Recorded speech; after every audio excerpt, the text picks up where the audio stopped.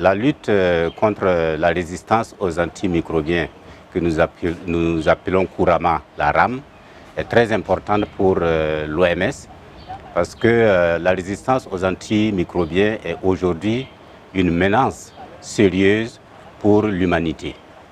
Le fait que des bactéries ou des virus ou des micro-organismes de type champignon résistent aux antibiotiques dont nous disposons aujourd'hui pour lutter contre les infections nous pose un sérieux problème. Ça veut dire que l'humanité est en train d'aller vers un moment où nous n'aurons plus de capacité de lutter contre les microbes, de lutter contre les bactéries, de lutter contre les virus avec les médicaments dont nous disposons. Alors ça, c'est donc un gros problème qui va donc entraîner d'autres soucis, parce que la résistance aux antimicrobiens va nous poser également, va avoir un impact sur les éléments économiques. Voilà.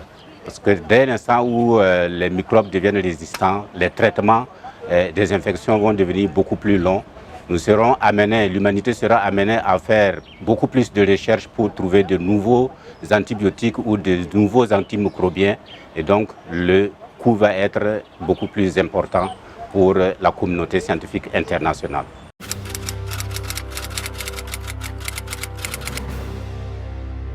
En Côte d'Ivoire, l'Organisation mondiale de la santé est aux côtés des acteurs nationaux pour justement lutter contre la RAM.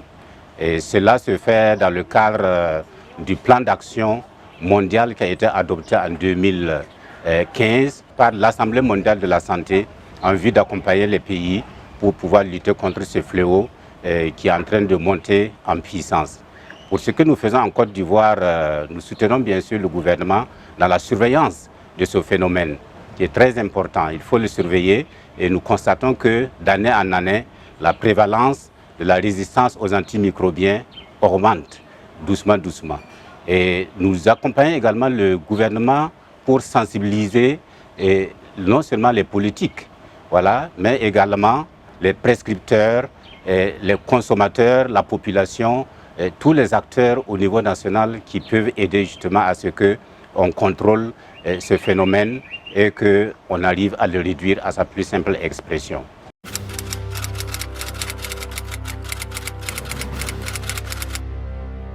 La question de la multisectorialité est très importante. Vous savez que les antibiotiques sont largement utilisés pour la santé humaine, pour la santé animale également, et même dans le domaine environnemental, pour l'agriculture et puis vraiment la végétation. Alors ça fait donc de telle sorte que la question de la lutte contre la résistance aux antimicrobiens doit concerner tous ces secteurs, c'est-à-dire la santé humaine, la santé animale et la santé environnementale. C'est pour ça que nous sommes obligés de travailler dans un contexte multisectoriel. Et si on passe au-delà de cela, quand on voit comment les médicaments sont vendus, utilisés et tout ça, nous sommes obligés de travailler avec d'autres secteurs tels que le commerce, l'industrie et autres pour pouvoir justement lutter contre ce phénomène. Et au niveau mondial, à côté de l'OMS, nous avons d'autres organismes internationaux qui accompagnent la Côte d'Ivoire, qui accompagnent les pays. Il y a la FAO, il y a l'Organisation mondiale de la santé animale, il y a le programme des Nations Unies pour l'environnement. Nous mettons nos efforts ensemble pour pouvoir accompagner les pays dans la lutte contre ces fléaux.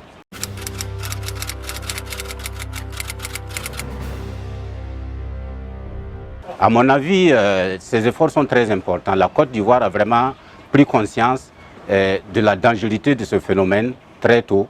Et depuis les années 2000, la Côte d'Ivoire est lancée dans ce processus avec la mise en place d'un groupe de travail sur la résistance aux antimicrobiens qui est adossé à la plateforme nationale One Health. One Health, c'est une seule santé et cette plateforme est hébergée au niveau de la primature. Ça veut dire à quel point ce problème est pris en charge jusqu'au plus haut niveau de l'État ivoirien. Alors, ça veut dire, nous pensons que cela est très important parce qu'il y a un système de surveillance qui est déjà mis en place en Côte d'Ivoire et des activités qui sont menées pour lutter contre ce phénomène, à savoir les activités de sensibilisation, la mobilisation des ressources. La Côte d'Ivoire a élaboré, je pense que la Côte d'Ivoire est à son 2e ou 3e plan d'action pour la lutte contre la résistance aux antimicrobiens au niveau national, et cela est vraiment louable. Elle participe également aux enquêtes annuelles qui sont faites par les organismes qui font partie de la tripartite ou de la quadripartite maintenant, à savoir l'OMS, la FAO, l'Organisation mondiale de la santé animale et puis le PNUE, le Programme des Nations Unies pour l'environnement. Donc, la Côte d'Ivoire participe à ces enquêtes également pour nourrir le recueil des informations au niveau mondial, pour nourrir la surveillance au niveau mondial, pour permettre justement d'apprécier l'ampleur du phénomène et de trouver des démarches appropriées, des stratégies appropriées pour lutter contre ce phénomène.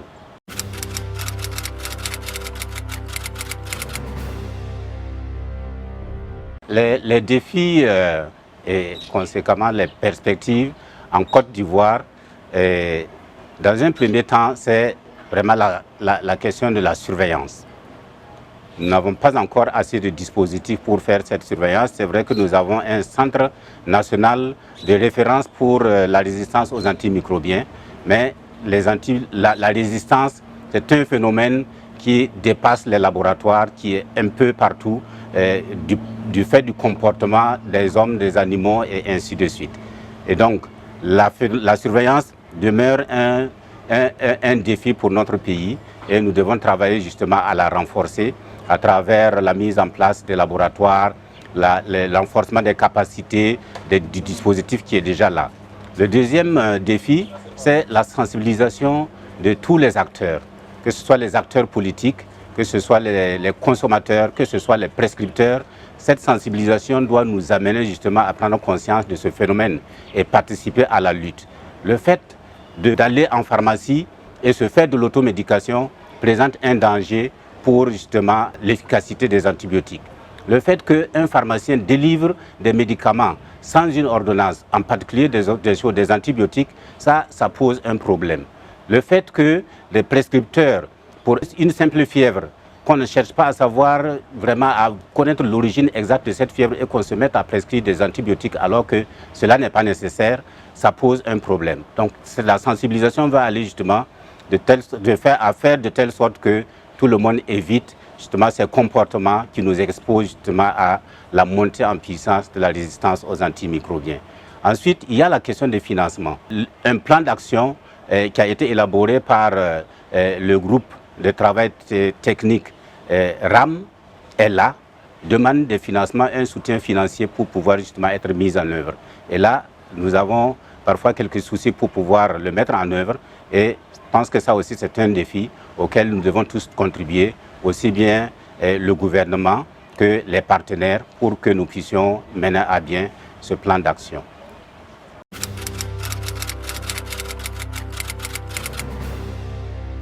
À l'endroit des professionnels de santé de la population d'une manière générale, il faut dire qu'à l'occasion de la semaine mondiale pour la lutte contre la résistance aux antimicrobiens, la directrice régionale de l'OMS pour l'Afrique a délivré un message.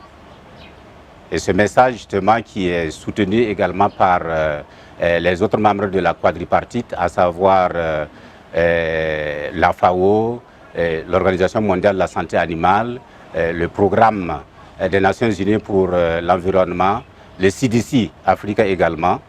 Ce message veut que cette semaine soit vraiment une semaine de sensibilisation. Non pas seulement pour la population, les consommateurs, les prescripteurs, mais également pour les décideurs.